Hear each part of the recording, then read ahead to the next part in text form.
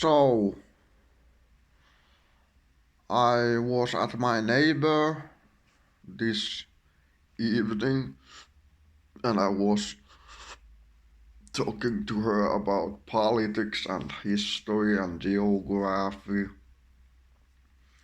And I told her that my mother has a cold, a flu, and she's been sick for a week and she's going to see the medical doctor tomorrow. And my mother is almost 70 years old and my father is over 70 years old and I am over 40 years old. I'm 42 now. So I always hope that my relatives stay alive, but if my mother doesn't survive, then she doesn't. And life is like this. There will be good things and bad things in life. And for example, the people who used symbols like this, they had all kinds of, what's the word? Inflammations all of the time. They were inflamed in their villages and they died when they were 21 years old. And the people were called Scandinavians and Normans and Ascomani, and they had a Viking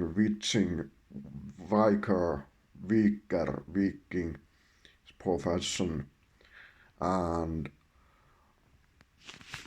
the fact is that they lived on an island where we have a summer cottage in the Kemiansaari,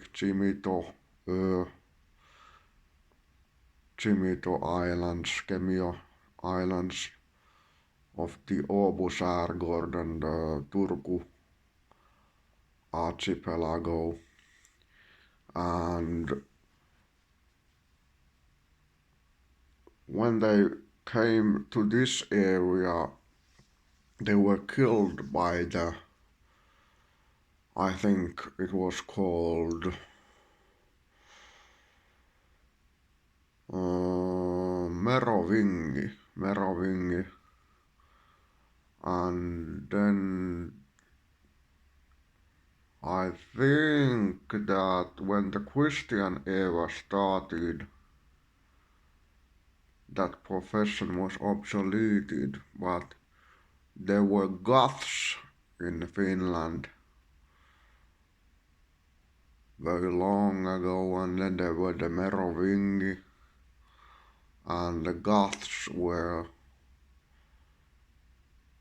an Indo-Germanic people, and the Scandinavians encountered the Goths, and what I think is that people might become ill when they encounter the harsh winter of Finland. Now we have a few degrees under 0 Celsius centigrade. I am wearing woolly socks like this and this. I'm wearing this, and people might get a cold, catch a cold. And last night when I was sleeping, I felt like I was going to die. But I noticed I had an urge to go urinate in the toilet. So I thought maybe I felt I was going to die because of the urge to urinate, and I went to urinate and survived. But it might well be that I have some withdrawal from the benzos, from olanzapine and oxazepam, and I might take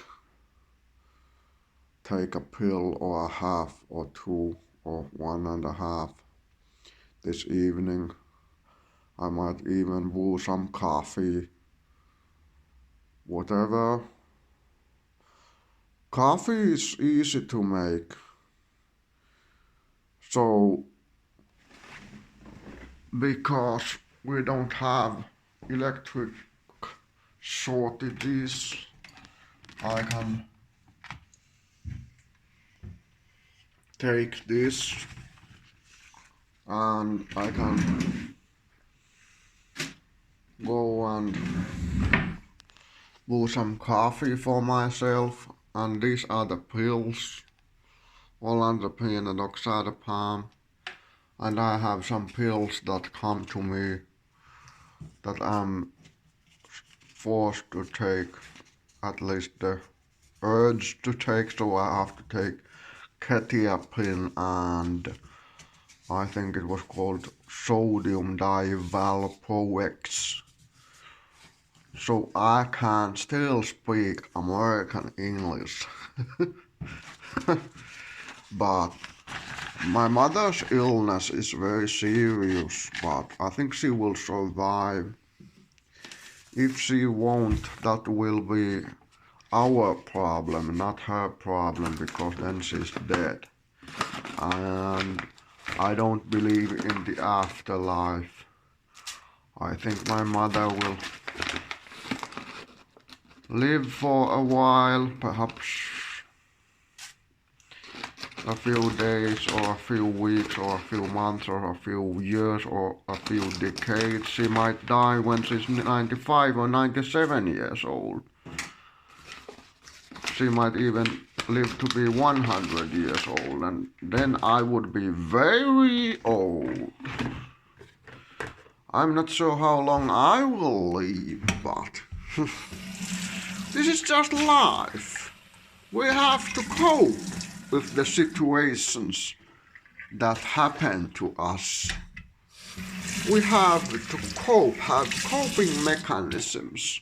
One of my coping mechanisms is drinking coffee, and another is taking pills. And one is sleeping, one is eating, one is moving, and one is talking, and I like to read and write. This book I borrowed from my father. Slough. Language and the Study of Languages Today. Oxford. So, the coffee.